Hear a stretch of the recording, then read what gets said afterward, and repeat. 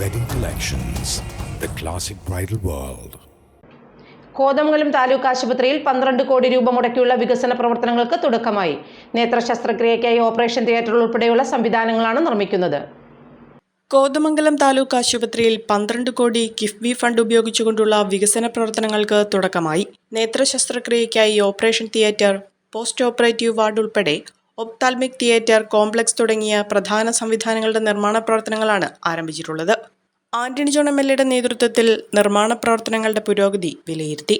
ഇപ്പോൾ നമ്മുടെ OP നവീകരിച്ചുകൊണ്ട് ഏതാണ്ട് 3 കോടി രൂപ ചെലവഴിച്ചാണ് കഴിഞ്ഞ ഗവൺമെൻറ്റിൻ്റെ അവസാന കാലത്ത് നമ്മൾ ആ OP കെട്ടിടം നവീകരിച്ച് ഏത് സ്വകാര്യ ആശുപത്രിയോട് കടപിടിക്കുന്ന നിലയിലും മെച്ചപ്പെട്ട സൗകര്യത്തോടു കൂടി നമ്മൾ ആ OPയുടെ പ്രവർത്തനം ഇപ്പോൾ മുന്നോട്ട് കൊണ്ടുപോവുകയാണ്. MLA ഫണ്ടിൽ നിന്നും 2 ഘട്ടങ്ങളിലായി തുക അനുവദിച്ച് ഏതാണ്ട് 5 കോടി രൂപയോളം ചെലവഴിച്ചുകൊണ്ടാണ് കാഷ്വാലിറ്റി ബ്ലോക്കും അതോടൊപ്പം തന്നെ ഡയാലിസിസ് സെൻറ്ററും എന്നുള്ള നിലയിലേക്ക് നമ്മൾ അതിൻ്റെ നിർമ്മാണം ഏതാണ്ട് 80% പൂർത്തീകരിച്ചിട്ടുണ്ട്. വലിയ താമസമില്ലാതെ പൂർണ്ണതോതിൽ അത് പ്രവർത്തന സജ്ജമാക്കാൻ കഴിയുമെന്നാണ് പ്രതീക്ഷിക്കുന്നത്. അതിൻ്റെ തുടർച്ചയിലാണ് ഇപ്പോൾ കിഫ്ബിയിൽ നിന്നും ഏതാണ്ട് 12 കോടിയോളം രൂപ ചെലവഴിച്ചുകൊണ്ട് വലിയൊരു വികസന പ്രവർത്തനത്തിന് ഇപ്പോൾ തുടക്കമായിട്ടുള്ളത്.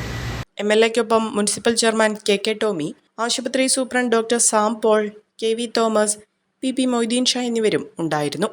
കുറഞ്ഞ ചെലവിൽ അത്യാധുനിക ആരോഗ്യ പരിരക്ഷ. MCS hospital, Muvattupuzha.